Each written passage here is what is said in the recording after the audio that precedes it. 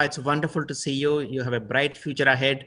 Hope your story inspires many of the people around the globe to take up whatever passion they want to pursue in their life, and you pursuing music, science, and art. Wonderful to see you.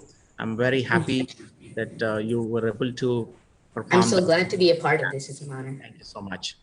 So let me introduce the remaining speakers. So today is a very special day. On the India's Independence Day, we are doing this event, transforming youth into responsible citizens and engage them in developing the nation. So we have Honorable Minister Prahlad Singh Patel, who is the Minister for Culture and Tourism of Government of India. And myself again, Hari Panapali, I'm the chairman of the Lead India Foundation. So we have Dr. Leonard Levi, who is a emeritus professor in Sweden and also former member of the parliament.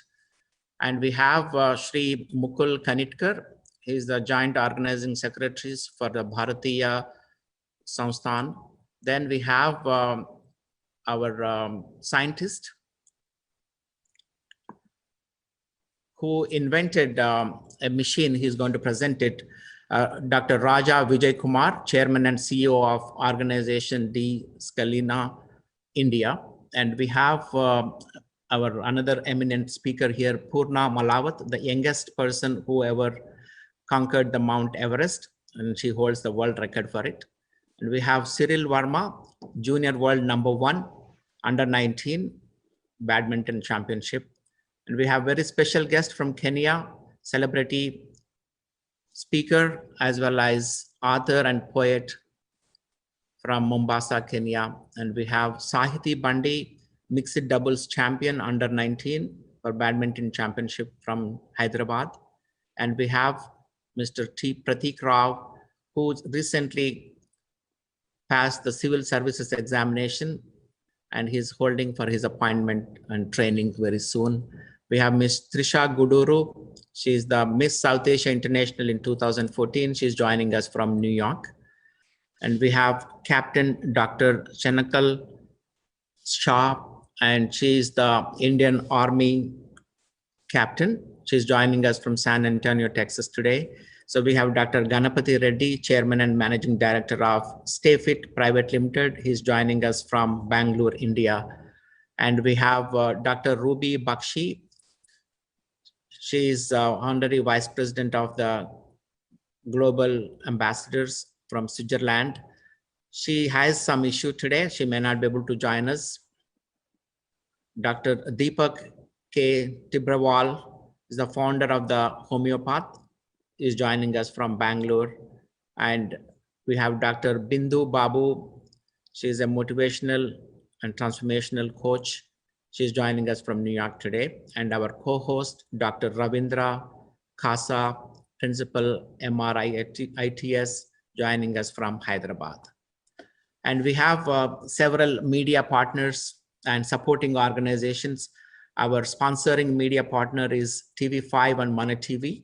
I would like to thank both KCR and Sridhar Chillara for sponsoring this event today. And we have Voice Today, V5 News, Janam Sakshi, Top Telugu TV, Free Express, Free Press, US1 Television, Sakshi Television, Radio Aid, News 9 TV, BCN News, GK TV, Navateja Television, GNN Television and Telugu NRI Radio, and Spot Media, Yadadri Television. And we have supporting organizations, the CIC Group, the Liberty Foundation, Al Khalifa Business School, NRI Wala, Vision Digital India, Spandana Foundation. And we have also Alternate Development Organization, Stand for the Nation, Manavata, Telangana Young Leaders, World Environmental Organization, and IT organization. I would like to thank our Lead India Organizing Committee, Srinivas Guduru, Krish Avari, Dr. Ram Maruri, Dr. Ravi Ayagari, Dr. Jairaj Kumar, Dr. Hari Krishna Maram, Manish Advani, Varad Krishnan, Abraham Paul, Venkatachari, Subrata Banerjee. And we have our media and web teams, Srinivas Komatpalli, Raju Katakam, Swami Chakradhar, Dr. Ram Maruri, Sai Gujay, Lalesh, and Chandrasekhar Kamari from TV5. And our MCs today, we have Vaishnavi, Madhuri Gujay, Samir Ipanapalli, Sai Gujay, Keshav Jwalapuram, Shreya Vanga, and Shravanti Vanga. Thank you so much for making this happen. So let me introduce you the Lead India Foundation. Dr. APJ Abdul Kalam, the 11th President of India, initiated the Lead India movement to transform youth into responsible citizens and engage them in developing the nation. The Lead India Foundation USA is a brainchild of Dr. Kalam's Vision 2020 and founded with a mission to provide affordable quality healthcare, affordable quality education, preserve and protect the planet for future generations, and develop spiritual families to establish peace and harmony in the society. Dr. Kalam's vision has been to provide urban amenities in rural areas.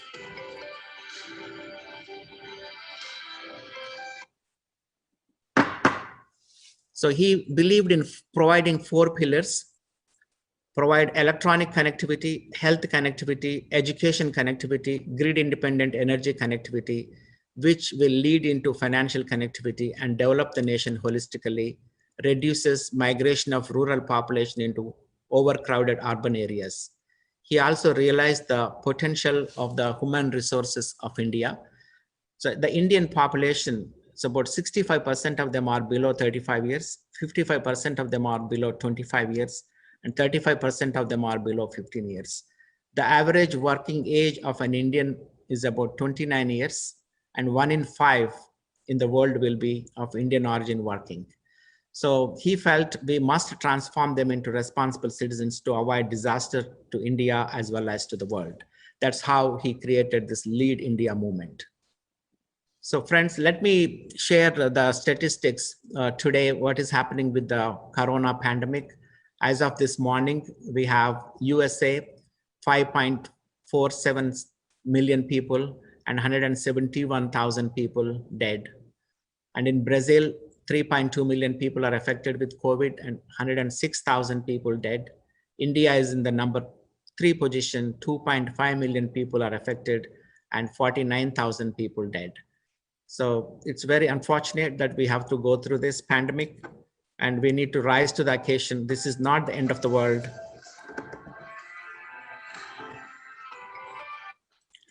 And we have to make sure that we stay with hope and confidence, and there is light at the end of this tunnel. That's what I would like to let you know. And how COVID impacted the globally. In the economy front, it's projected that cost of COVID-19 is about $82 trillion over the next 5-year period. And COVID-19 will hit hard the cities of developing countries, which we can see already based on numbers I just shared with you. 2 out of every 5 jobs lost may not come back in the same position, and inequality gap widens in the society because of that. And there's a reduced liquidity in the marketplace, and cost of borrowing will be increased. The technology, a healthier digital lifestyle, regulatory barriers will fall, a boon to the virtual reality, an opportunity for innovation, result in stronger domestic supply chains, increased e-commerce and online shopping. From a healthcare and education point of view, rise in use of telemedicine, rise in virtual online education, government becoming big pharma, and science research will come back in a big way. Governments will learn to virtually conduct the assembly sessions, parliament sessions, and congressional sessions. And big government makes a comeback.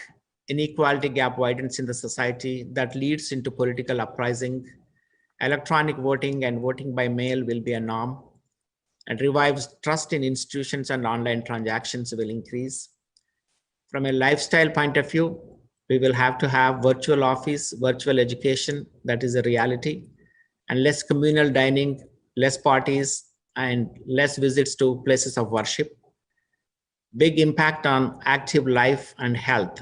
So that's the reason we are inviting today the Stay Fit organization to share with us how to be fit in this environment. And One positive thing is there's a big improvement in the environment. There's a clean air, clean water. We can see River Ganga flowing clean, and we can see the Himalayas from Jalandhar. So again, COVID-19 has restricted the students' mobility from attending classes on campus due to health concerns, which increased the demand for online education. UNESCO estimated that over 1.5 billion students in 165 countries are out of school or colleges due to COVID-19. The pandemic has created an opportunity as well as an undeniable challenge to teach online and upskill the teaching staff. This may require partnerships between institutions of developed and developing countries to share knowledge and resources to kickstart economy using the green energy and Industry 4.0 technologies to generate employment, offer affordable quality healthcare, use telemedicine and education through a blended learning model at scale. Especially youth are undergoing a lot of stress and losing hope since schools and colleges are closed and employment has become tough for those who are already qualified and graduated. They need mentorship and guidance to boost their confidence levels and give them hope to show that the COVID cloud will pass and there is a bright future ahead of them so that they can pursue their passion and realize their dreams. The dream of my mentor, Dr. APJ Abdul Kalam, the former president of India and chief mentor of the Lead India movement, is to transform youth into responsible citizens and engage them in developing the nation through a value-based leadership training program. The Lead India Foundation USA is hosting a series of webinars, and this one is on the occasion of India's 74th Independence Day to talk about the transforming youth into responsible citizens and how to engage them in developing their own nations. I would like to welcome you all to this August gathering today. And the theme of webinar is aligned with Dr. Kalam's Vision 2020 and the Lead India Youth Movement he initiated during his presidency. We have carefully chosen a diverse, distinguished global speakers to share their success stories to the youth around the world and inspire them. So Dr. Kalam, who was born in a small fisherman village called Rameshwaram in South India, was able to become a rocket scientist, a missile scientist, received the highest civilian honor called Bharat Ratna from the government of India, and ultimately became the president of India. And if he could become, coming from a small fisherman village, he believed everybody has a genetically equal opportunity to succeed. Only thing is they needed some kind of mentorship and skill development and guidance to succeed. Everybody is not born in Tata's or Birla's homes. Some people are born in remote places called Rajasthan, Bihar, Chhattisgarh. Those people did not have the proper guidance or resources. The movement of Lead India is supposed to take along everybody because Dr. Kalam proved himself, coming from a small fisherman village, that he could become a Bharat Ratna. So he wanted to make sure that everybody gets those resources needed to succeed in their life and so that they can pursue their passion and become a Bharat Ratna in their own field that they believe in. So when Dr. Kalam was president in 2006, on August 28, Lead India took about 30 kids from different backgrounds, financially challenged, socially challenged, and physically challenged. So they had a very nice tour of the Rashtrapati Bhavan and had a lunch. And after that, Dr. Kalam sat with them in the afternoon to share his story, how he came to become a president of India from the small fisherman village called Rameshwaram. And he wanted each one of them to stand up and share their story. And out of that, one person stood up and said, Dr. Kalam, I want to be the first visually challenged president of India. His name is Shrikant Bolla, who was that time in a 9th grade from a school in Secunderabad, India.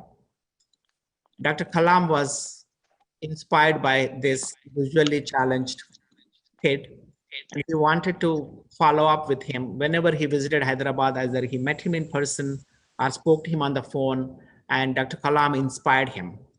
After he completed his 10th grade with a 90% score, he entered into intermediate, which is a 10+2, and scored 96%.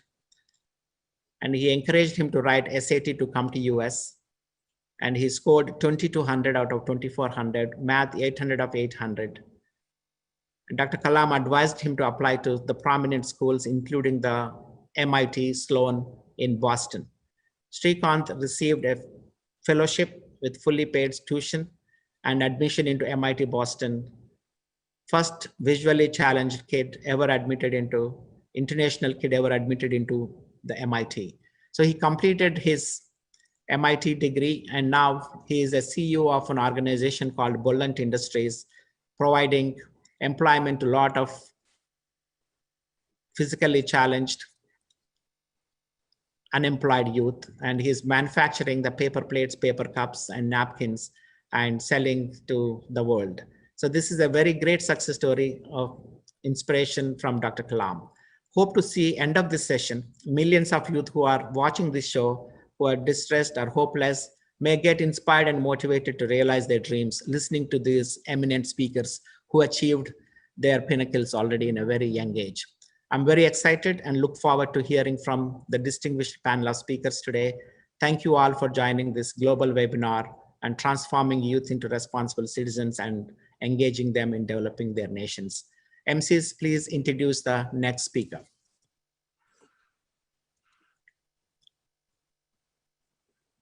Thank you. Before we continue with today's program, I would like to take a few moments to highlight Dr. Hari's experience. Dr. Hari Epanopoulos is a financial services professional, an entrepreneur, and a philanthropist with a passion for healthcare, education, and the environment. His mission has been to transform youth into responsible citizens to establish a peaceful society for harmonious living. He received his B.Tech in Mechanical Engineering from JNTU Hyderabad, a master's in Computer Science from New Jersey Institute of Technology, and completed an executive program in General Management from Massachusetts Institute of Technology. He is an entrepreneur, keynote speaker, investor in disruptive technology companies, and serves as chairman of the board for the CIC Group and Quibble Genomics Institute. He is a visionary, mentor, founder, and chairman of the Lead India and Liberty Foundation, advisor to Alternate Development Organization in Norway, and the founding board member and vice president of the Financial Policy Council. He serves on the boards of several for-profit and nonprofit organizations. Dr. Hari Epanopoulos worked closely with the 11th President of India, Dr. APJ Abdul Kalam, on the Lead India movement since 2008. He is the founding chairman of the Lead India Foundation USA. Lead India is the brainchild of Dr. Kalam's Vision 2020 and founded with a mission to provide affordable quality healthcare, affordable quality education, preserve and protect the planet for future generations, and develop spiritual families to establish peace and harmony in the society. It's my honor and privilege to present you, Dr. Hari Epanopoulos, to continue today's global webinar on transforming the youth into responsible citizens and engage them in the developing nation. Thank you, Namrata. So our next speaker is the inaugural keynote speaker by Dr. Leonard Levi. Introduce the inaugural keynote speaker, please. Dr. Leonard Levi is an emeritus professor of psychosocial medicine at the Karolinska Institute in Stockholm, Sweden. He has held many important positions in the past, such as being a former member of the Swedish Parliament and a professor of psychosocial medicine at the Karolinska Institute, Sweden. He founded and directed the Division of Stress Research at the Karolinska Institute and the National Swedish Institute for Psychosocial Medicine. He was also the chair of the World Psychiatric Association section of Occupational Psychiatry from 1983 to 2005. He is currently a member of the World Health Organization expert panel on mental health and an advisor and consultant to WHO, ILO, UNICEF, and the European Commission. He has written over 300 scientific papers and books in many languages, including the European Commission's Guidance on Work-Related Stress. He was awarded the Royal Swedish Medal of Merit for pioneering achievements in the area of stress research, the Career Achievement Reward, and the Compostela Award in 2014. It's my honor and privilege to invite Dr. Leonard Levi to deliver the inaugural keynote address. Dr. Leonard, you can speak now. Yeah. Okay. Well, ladies and gentlemen, Mr. Chairman, allow me to congratulate you on the occasion of India's Independence Day. It is a great honor to be with you. And my warmest regards from my country and myself from Sweden. According to Dr. Abdul Kalam, former president of India, you have to dream. But before dreams can come true, you have to start to dream. Otherwise, dreams can't come true. But in 1998, he went on, emphasizing that developed India is not just a dream or mere vision in the minds of every Indian, but it is a mission we all can take up and succeed. He also formulated 10 specific goals for such development with an extraordinary understanding for their complexity and interaction. He was inspired by a 10-year-old girl whom Kalam had asked about her ambitions, to which the young girl replied, quote, "I want to live in a developed India," unquote. This reminds me of a story. Imagine that you have bought a pair of shoes. Fine leather, beautiful design, excellent handicraft. Only one small problem. They don't fit your feet. And your feet hurt. So you visit your physician, who is a surgeon. He proposes to improve the fit between your feet and your shoes by amputating some of your toes. You say no and proceed to your general practitioner. He provides you with a diagnosis in Latin. He says you suffer of pedalgia bilateralis gravis, which simply means severe pain in both feet. But he knows the logical cure for pain, an adequate dose of painkillers. Again, you refuse and visit a psychiatrist. His explanation spells that the pain is actually felt in the brain and proposes a psychotropic drug and possibly some psychotherapy. But you are not tempted. So now you attend Lead India's webinar and get a collective advice to adjust the shoes or exchange them for another pair of a more adequate size. Similarly, you may wish to adjust living and working conditions and environment to people's needs instead of or in addition to expecting them to adjust. 5 years ago, all 193 member states of the United Nations agreed to promote an extremely ambitious and global Agenda 2030 with 17 sustainable development goals to be reached by the year of 2030. Most of them aim at adjusting the, quote, shoes, the environment, to the feet, to the people.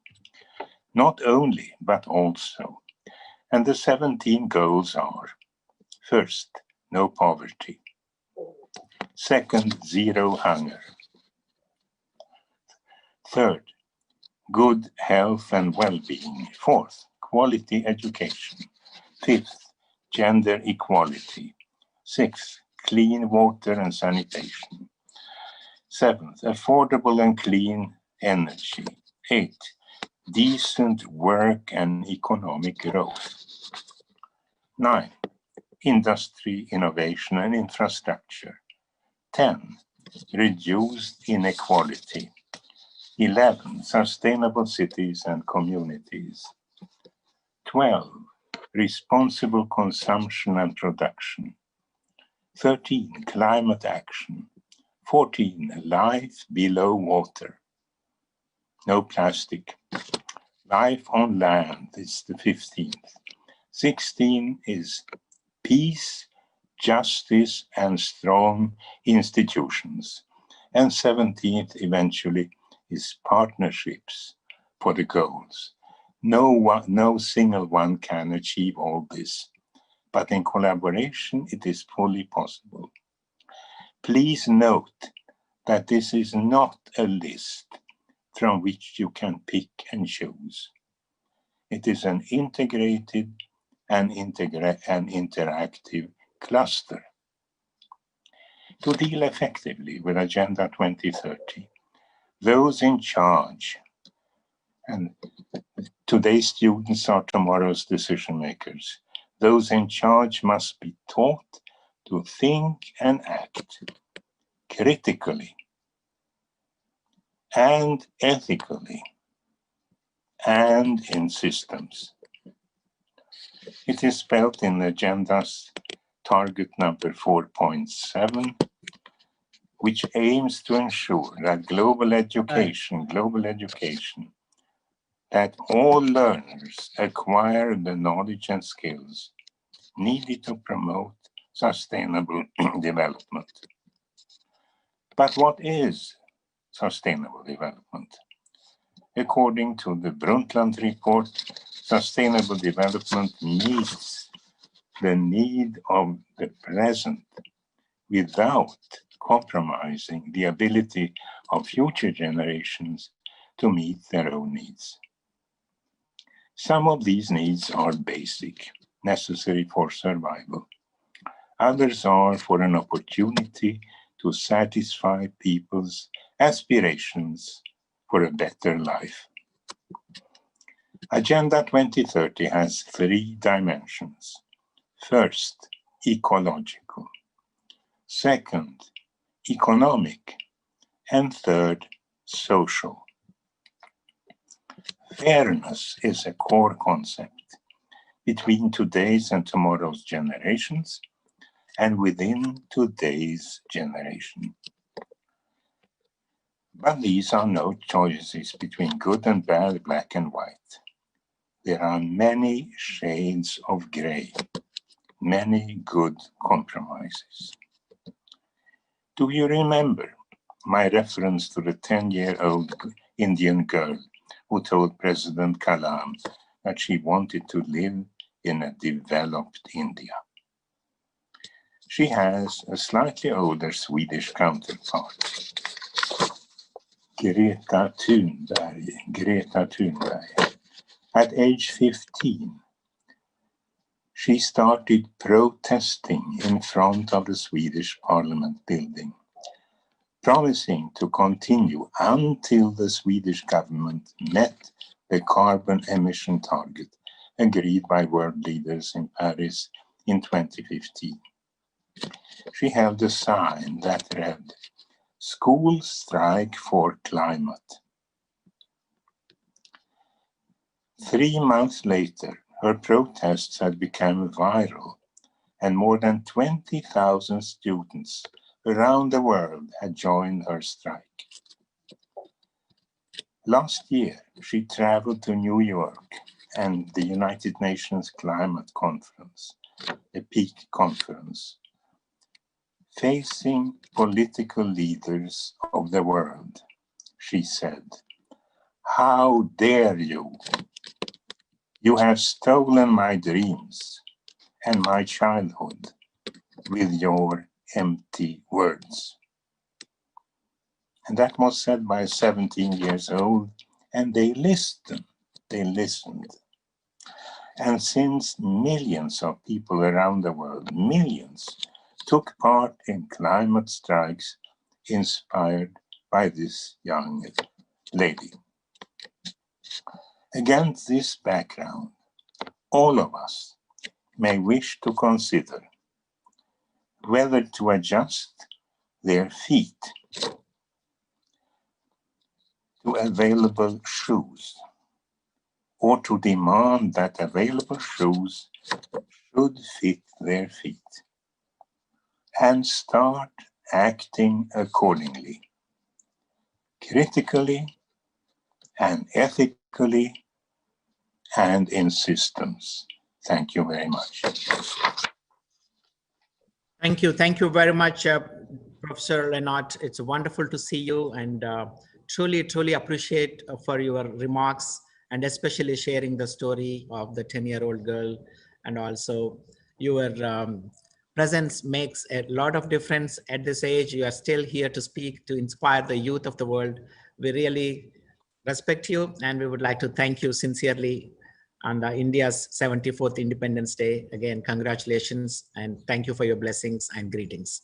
So our next speaker will be Shri Mukul Kanitkar. He is the Joint Organizing Secretary, Bharatiya Shikshan Mandal, India. MCs, please introduce our next speaker. Shri Mukul Kanitkar is the organizing secretary of the Bharatiya Shikshan Mandal, which is an organization that is dedicated to creating an indigenous model of education. He has created many training workshop modules for stress management, life management, teachers, orientations, etc. Mr. Kanitkar is a pioneer for the implementation of the mass Surya Namaskar program for students. He also organized an event that broke the Guinness World Records for the largest yoga class with over 16,000 participants. This record was broken once again in 2005 with over 29,000 participants. It is my honor and privilege to introduce our guest of honor today, Shri Mukul Kanitkar. Now let's welcome him to deliver his keynote address. Mukulji, you are on. Thank you very much, Dr. Hari. And it is my privilege to speak to all of you on this occasion. The topic is very important. The occasion is very pious and august. It is the 74th Independence Day of Bharata Mata. And politically, we got independence in 1947. But the colonial mindset is yet to change. And that is the work of the organization that I work for. It is Bharatiya Shikshan Mandal. It is an organization dedicated to changing and transforming the education system to create responsible citizens. And that's the topic that Hari has given to me today, and I thank him for that. According to me, youth does not depend on the physical age of your body. The doctor who just spoke from Sweden today, just before me, is maybe a very aged man, an old man, but at heart he is young, his vision is young. So I call him a youth. So he is maybe 80 years young, and there may be another person who is 18 years old because his thinking is in past tense. One who thinks in the future tense, like your mentor Hari, Dr. APJ Abdul Kalam, even in his last speech in Shillong, till the last breath, he worked with a vision for future. One who thinks in future, one who speaks in future tense is a youth for me. One who has a vision for future is a youth. Age does not matter. And the transformation comes with an attitude. Transformation is in the mindset. So we have to transform the way we think. And that is the vision Bharat gave to the whole world. This is the only country who does not talk about well-being of only the fittest. We do not believe in survival of the fittest. No, it is not a competition. It is a cooperative world. It is a world where we coexist, not only just the human beings, but the human beings with nature, human beings with all other living and non-living entities, because only oneness pervades everything. That oneness is the vision of Bharat to the whole world. That is what Swami Vivekananda said in Chicago. And this vision of oneness comes with knowing your own uniqueness. And that's what we have all been calling passion. Passion is very superficial. Where from does this passion originate? Like Sasanka, who sung beautifully the national anthem of Bharat. That passion for music is not just the superficial, what we call a passion, only a mental state where you want to achieve something. No, that is ambition, or passion is only a superficial state. More deeper is an urge, that urge with which we are born. That urge to live, that urge to act, that urge to do good deeds. And that comes from a vision where we look oneness everywhere, and hence Bharat prays Sarve Bhavantu Sukhinah. That means well-being of all, without exception, all. In this prayer, we are not saying Sarve Hindu Bhavantu Sukhina, though it is a prayer from Hindu scripture. We are not saying only Hindus should be well. We are not even saying only human beings should be safe.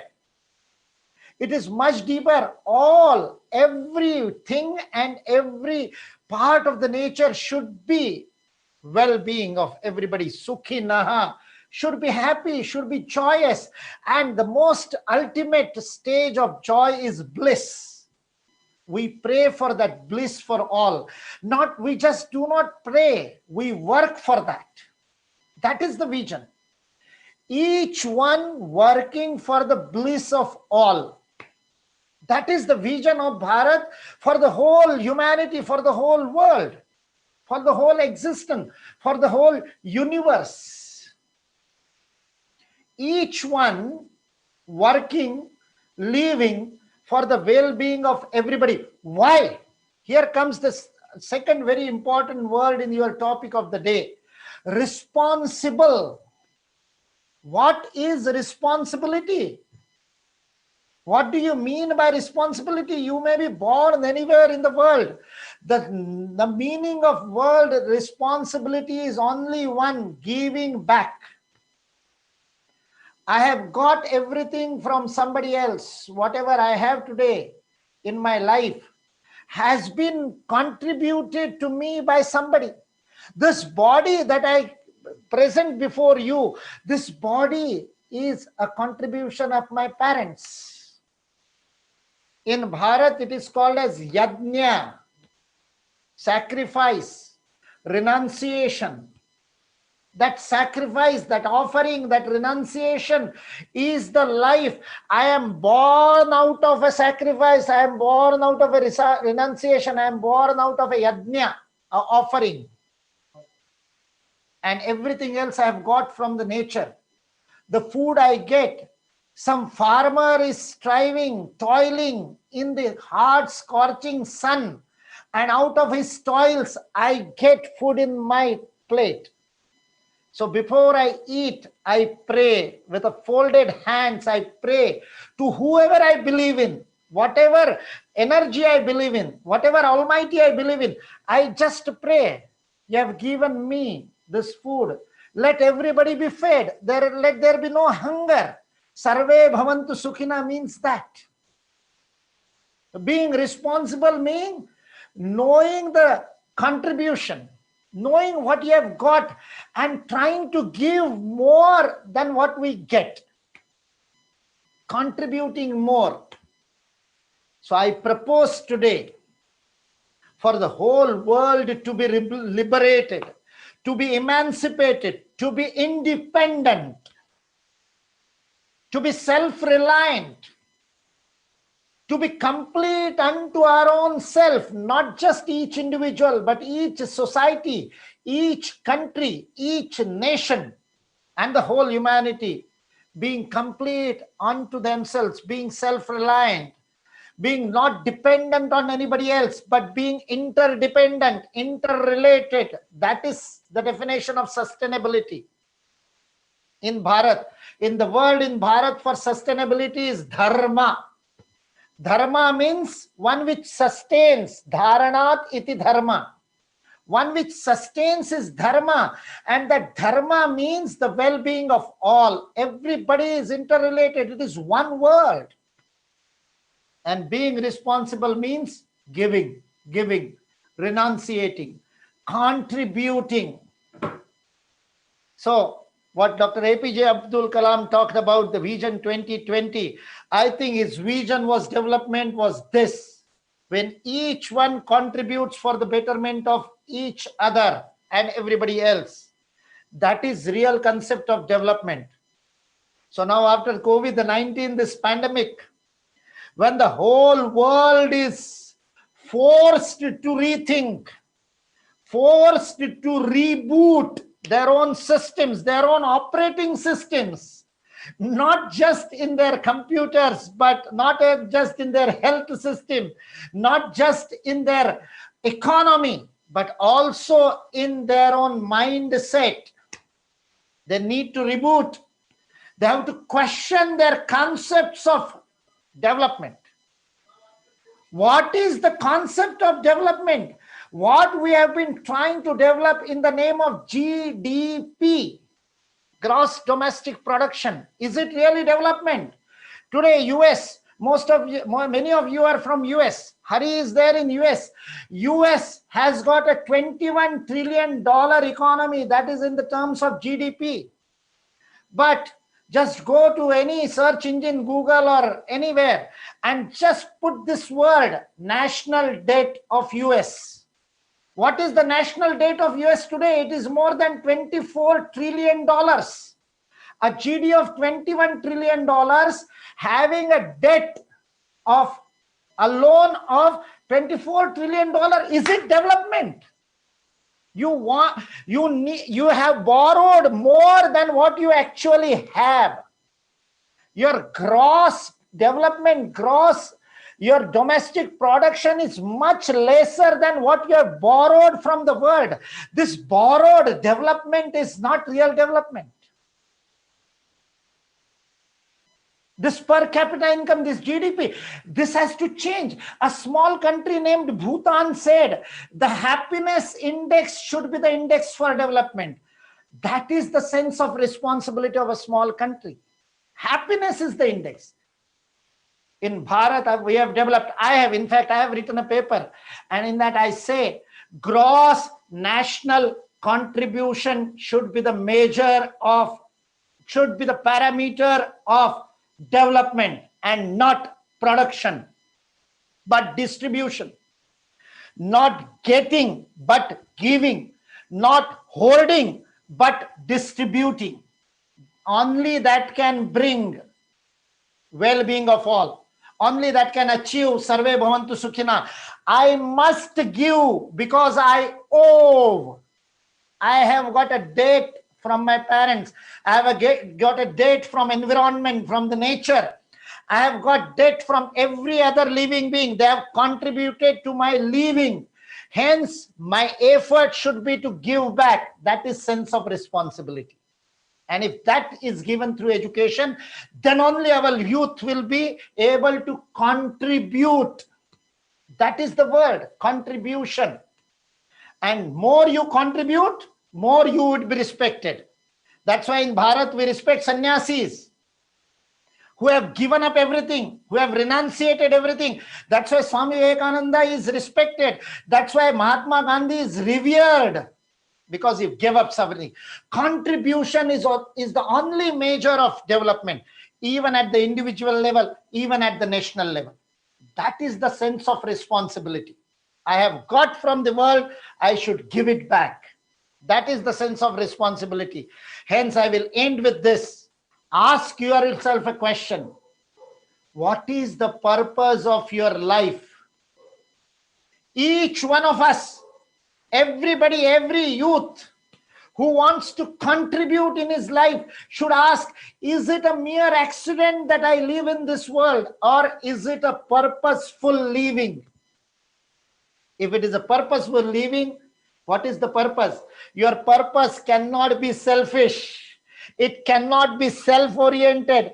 It cannot be centrifugal. It has to be centripetal. It has to be giving. It has to be extrovert. Ramdev ji, Ramdev Baba, he asks everybody to do Kapalabhati. What is Kapalabhati? Kapalabhati is only exhalation, having strokes one after the other, just exhaling, exhaling, out breathing, out breathing. No inhalation. Inhalation is only passive. I say social Kapalabhati is needed today. Only think about giving, giving, giving. Don't worry about taking. Like the inhalation is passive and automatic in Kapalabhati, you will get more than you give. And hence your effort to give more will yield more. So contribution is the only way of development. Let us all be great contributor. If you are great contributor, you will cooperate, you will not compete. You will not compete with other. You will compete with your own self, your ability to give more. What I could give on 14th of August, I should be able to give more on 15th of August. Each day I should be able to contribute more. That is the mantra of self-development. So let all our youth of the world, of all the countries that are watching today, let us change our mantra. Do not demand, do not ask. Ask yourself what you shall give, like what John F. Kennedy during the acceptance speech said. Do not ask what America shall give you. Ask what you shall give to America. I am saying not just your nation, to the whole humanity, what you shall give. Don't ask what you are getting. Ask what you can contribute. That is the mantra of responsibility. That is the meaning of responsibility. The Sanskrit word for responsibility is dayitva. Dayitva means to give. How, what I can give, what more I can give. So let us all be contributor, not the beggars. Neither the beggars for things, neither the beggars for attention, neither the beggars for love. Let us give love. Let us give affection. Let us distribute what we have and we'll have more. That is the only way of development. Let gross national contribution be the parameter for development. Thank you very much. Thank you, Mukulji. It's wonderful to see you on this auspicious occasion of the India's 74th Independence Day. And I remember meeting you on April 1, 2, 3 in Vivekananda International in Chanakyapuri in Delhi. It was a wonderful conference on transparency and accountability. Now today your message is very clear. God has given this birth of humanity with two hands to serve the society, to serve the living beings on this planet. Otherwise, we would have taken birth as a tree or a mountain or something like that. So your message is very clear, and I'm very happy to see that. When I was on in a meeting with Dr. Kalam, where about 10,000 people were watching. That time he was the chief guest. I was the keynote speaker for that event. In my keynote address, I mentioned the richness of a person should be measured based on how much they are contributing, how much they are giving, not how much based on how much they are accumulating. I think your message is very clear, and I hope to see many transformations and many people get inspired with your speech today. About 3 to 5 million people are watching globally this webinar, and thank you for joining us today. So our next guest is the Cabinet Minister for Culture and Tourism of Government of India. He is in a dinner session with the President of India in the Rashtrapati Bhavan. He was not able to make it in person, but he sent us his greetings. MCs, please introduce the Honorable Minister and play his message. Honorable Shri Prahlad Singh Patel is the current Minister of Culture and Minister of Tourism in India. He is also a member of the Parliament from the Dhammo Lok Sabha constituency in Madhya Pradesh and is part of the Bharatiya Janata Party. Mr. Patel regularly conducts personal development courses and classes dedicated to educating poor children. He is also devoted to preserving Indian culture, developing rural areas, helping farmers, and creating sports programs. Now let's welcome our chief guest, Shri Prahlad Singh Patel, to deliver his address.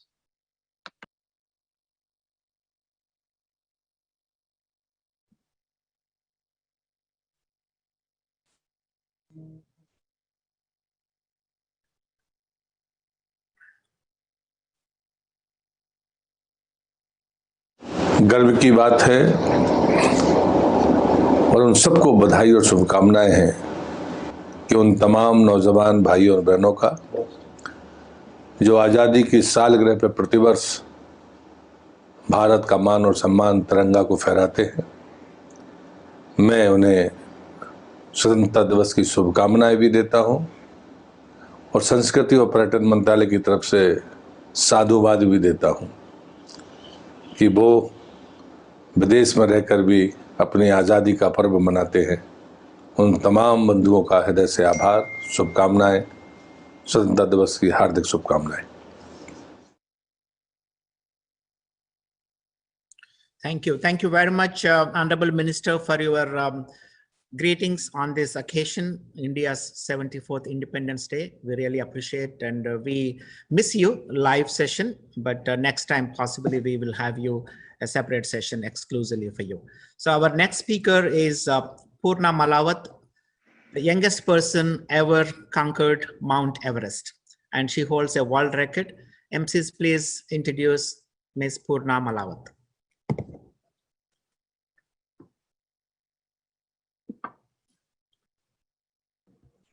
Purna Malawat is from Telangana, India. She studied at the Social Welfare Residential Educational Institution Society. Her potential was first spotted by Dr. R.S. Praveen Kumar, IPS, the Secretary of the Educational Society, through the various programs conducted under his initiative.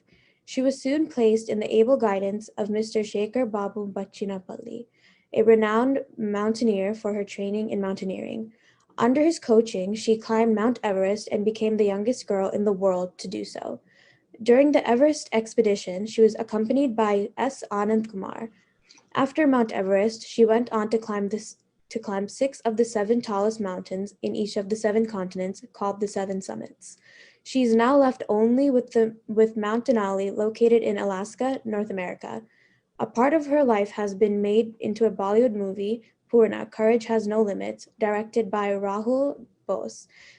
A book of the same name has been written by Ms. Aparna Tota. She is currently pursuing her bachelor's degree in arts at the Telangana University. She's preparing for the UPSC Civil Services examination to become a police officer like her mentor, Dr. R.S. Praveen Kumar.